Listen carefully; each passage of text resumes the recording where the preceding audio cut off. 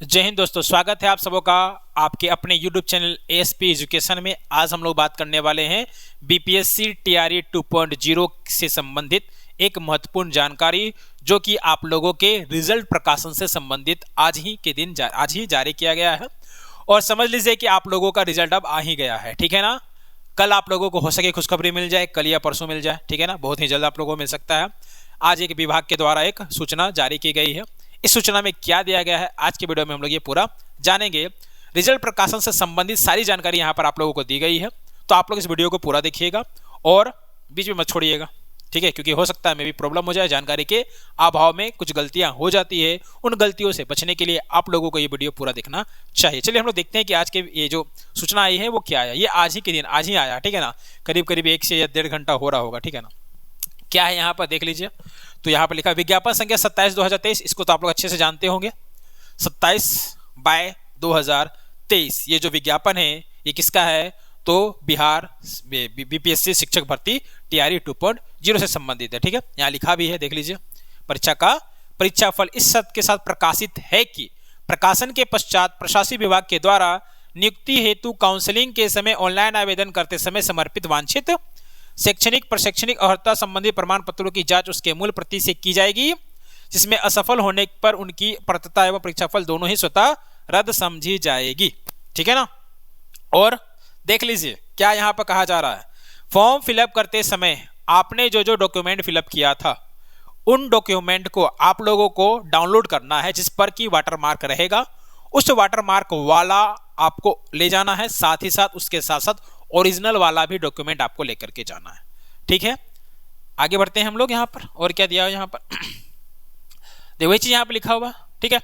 इसलिए आवश्यक है कि अभ्यर्थी द्वारा ऑनलाइन फॉर्म भरते समय अपलोड किए गए कागजात दस्तावेज को डाउनलोड कर सत्यापन के समय सक्षम प्राधिकार प्रशासनिक विभाग के सक्षम उपस्थित करेंगे। अभ्यर्थियों द्वारा अपलोड किए गए सभी दस्तावेज पर डाउनलोड करने पर उसमें स्वतः रजिस्ट्रेशन सहित नया वाटरमार्क अंकित रहेगा, जो पूर्व के वाटरमार्क से भिन्न होगा। देख लीजिए क्या पिछला बार जो बीपीएससी टीआरई 1.0 हुआ था उसमें भी आप लोगों को मिला होगा। मतलब जिन्होंने फॉर्म फिलअप किया था, जो क्वालिफाई किए थे, उन लोगों को तो मिला ही होगा ना वाटरमार्क वाला।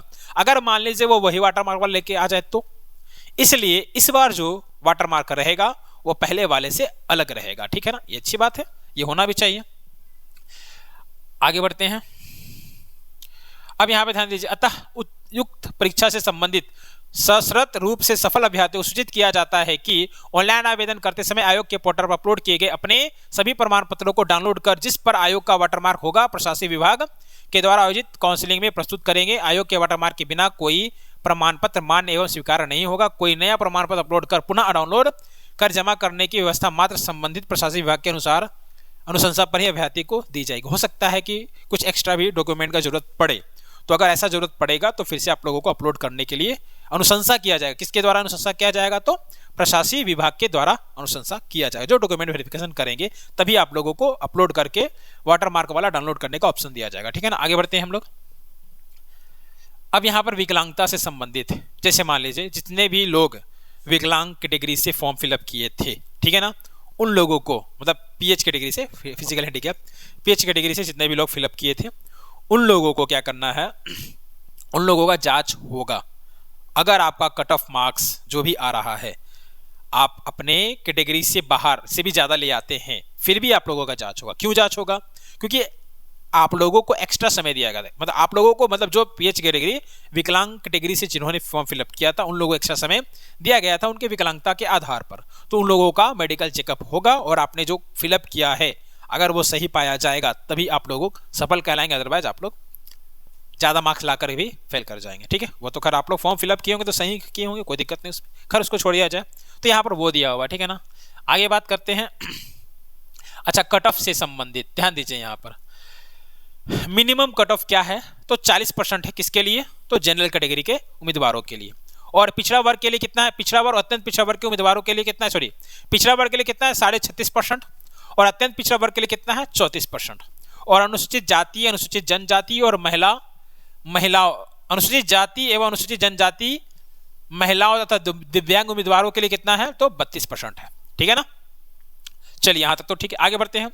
स्पष्ट है कि वैसे वैसे जिनका प्राप्तांक इस निर्धारित न्यूनतम अर्हता से कम है, अब ध्यान दीजिए, ये जो 40%, 36%, 34% और 32% दिया जा रहा है, इससे मार्क्स अगर कम है तो आप फेल हो गए। आप फिर उम्मीद मत कीजिए कि आपको नौकरी मिल रहा है, अगर इससे कम है तो, ठीक है। बट अगर इससे ज्यादा है तो उम्मीद है मिल भी जाएगा, ठीक है ना। आगे बढ़ते हैं, और क्या क्या यहाँ पर दिया हुआ है, चलिए। अच्छा, यहाँ पर एक आपका आरक्षण से संबंधित बताया गया है। क्या बताया गया है, मान लीजिए कि आरक्षण मतलब जो जनरल कैटेगरी के विद्यार्थी हैं, ठीक है, और जो आपका कैटेगरी के जो विद्यार्थी है, उन लोगों का मार्क्स जनरल के मार्क्स के इक्वल अगर आ रहा है तो उन लोगों के द्वारा ही जनरल कैटेगरी को क्या किया जाएगा, भरा जाएगा, ठीक है ना। और जो कैटेगरी का जो सीट है अगर वो खाली रह जाता है तो वहां पर क्या लिखा जाएगा, एन यानी कि नॉट एप्लीकेबल लिखा जाएगा, ठीक है ना। आगे बढ़ते हैं, क्या है यहाँ पर, चलिए। अब यहाँ पर टाई ब्रेकर से संबंधित कुछ बातें कही गई है। यहाँ पर टाई ब्रेकर जो है वो क्या है, आप हम लोग यहीं पे पढ़ते हैं, ठीक है ना। लिखित परीक्षा के कुल प्राप्तांक परंतु भाषा के क्वालिफाई होने के कारण इसके प्राप्तांक को छोड़कर अर्थात शेष 120 प्रश्नों के प्राप्तांक के आधार पर आयोग द्वारा सफल अभ्यर्थियों को अवंतिक मेधा सूची तैयार की गई है। तैयार हो गया है, देख रहे हैं ना, तैयार की गई है, किया जाएगा नहीं, की गई है, यानी कि तैयार हो गया। आप लोग खुश रहिए, बहुत जल्द आने वाला है रिजल्ट, मेरे को लगता है कल आ जाना चाहिए, देखिए क्या होता है, ठीक है ना। अच्छा, उपरोक्त कुल प्राप्तांक समान होने की स्थिति में चयनित विषय के मुख्य खंड भाग 3 के अर्थात 80 प्रश्नों के प्राप्तांक का उपयोग प्रथम टाई ब्रेकर के रूप में किया जाएगा, लेकिन 1 to 5 में कोई भी सब्जेक्ट वैसा था नहीं, भाग 3 में कोई स्पेसिफिक सब्जेक्ट था नहीं, इसलिए 1 to 5 में टाई ब्रेकर 1 ये नहीं रहेगा, ठीक है ना। आगे बढ़ा जाए, आगे आता है टाई ब्रेकर 2। तो टाई ब्रेकर 2 यहां पर क्या है, टाई ब्रेकर 1 के बाद भी समान अंक होने की स्थिति में द्वितीय टाई ब्रेकर में भाषा भाग के प्राप्तांक का उपयोग कक्षा 1 to 5 के अध्यापक हेतु किया जाएगा। पहला बात तो ये 1 to 5 के लिए टाई ब्रेकर 1 है नहीं, और टाई ब्रेकर 2 जो है उसमें क्या है, भाषा को लिया गया है, किसके लिए, 1 to 5 के लिए, क्योंकि 6 to 8, 9, 10 और 11, 12 में उसमें क्या किया गया, भाषा को जो क्वालिफाइंग नेचर का था उसको क्या कर दिया गया है, 0 कर दिया गया।